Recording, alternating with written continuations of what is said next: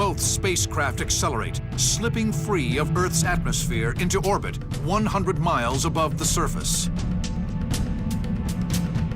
The American maneuvers within range of the enemy scramjet.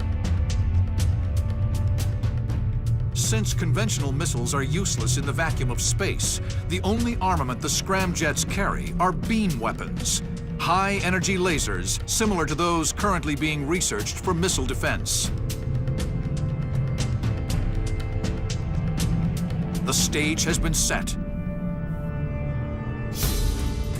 For the first time in history, two pilots will duel to the death at the very edge of space.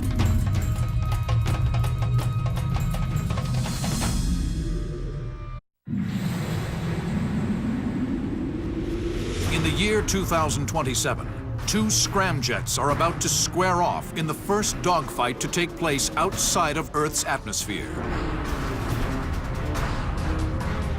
What happens if we go on out into space?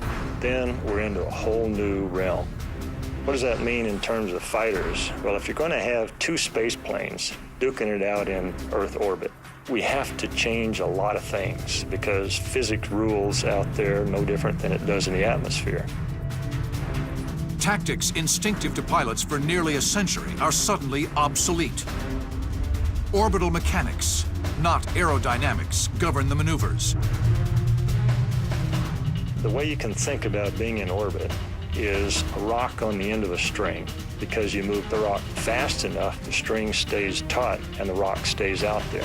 If you quit swinging, the rock falls then. The same thing happens to a spacecraft, that if it slows down, it falls towards the Earth. The only way it stays in orbit is to maintain a minimum speed. If it speeds up, it'll go to a higher orbit. The American scramjet carefully maneuvers closer to his adversary. The jockeying for position in orbit is slow and deliberate, a far cry from the turn and burn dogfights of the first 100 years of aviation.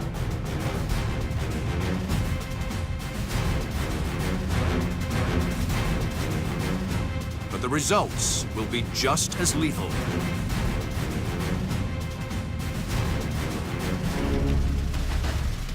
The Americans' only weapon is a high-energy laser, the most plausible weapon for a space plane to use. Recoil from conventional weapons like guns or missiles would drastically affect the scramjet's position in orbit. The American finally positions himself for a shot. The laser charges. He fires. The invisible beam arcs out, boring through the enemy scramjet's engine. The laser is not strong enough to burn through its tough outer hull, but it doesn't need to. As the scramjet decelerates, he drops into the atmosphere. The friction of re-entry superheats the aircraft. The tiny surface damage near the scramjet's engine cracks and opens. Soon, the entire vehicle breaks apart.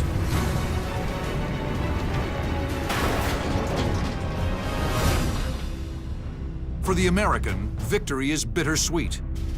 As he watches his enemy burn up in the atmosphere, the frightening implications of warfare in the future are all too real.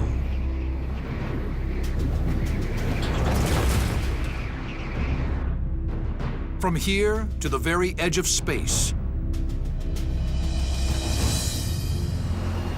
to the traditional dogfight taking place in Earth's atmosphere, the nature of air combat has changed.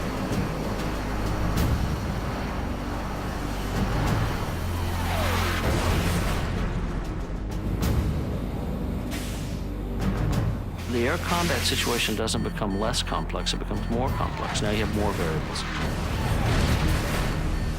So you ask how it'll change, it'll be everything they've done in the past and more.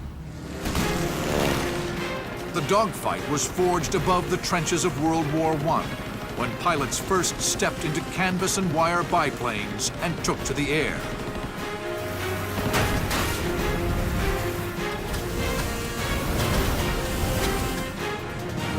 Its golden age came 30 years later, when incredible, powerful piston-driven fighters clashed over Europe and the Pacific.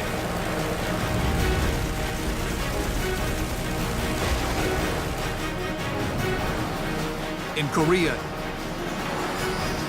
and Vietnam,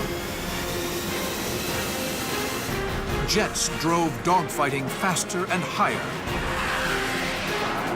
and guided missiles opened a new world of tactics.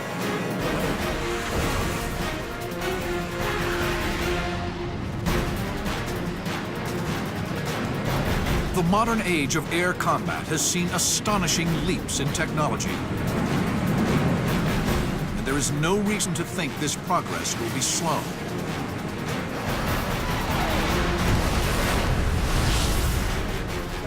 But in battles waged higher and faster, in ever more complex machines, the courage and savvy of the fighter pilot is one thing that will never become obsolete. Regardless of the degree of autonomy, regardless of the degree of sophistication in networks and architectures, a pilot is still a pilot. There will always be a need to fly aircraft aggressively and capably against other aircraft. And there will be dogfights in the future. It's guaranteed. Exactly how long they will last, who they'll be with, what the outcomes will be, those are all up to the participants. And the pilots of the future may not look and may not think exactly the way I did, but they will adapt. I am very confident.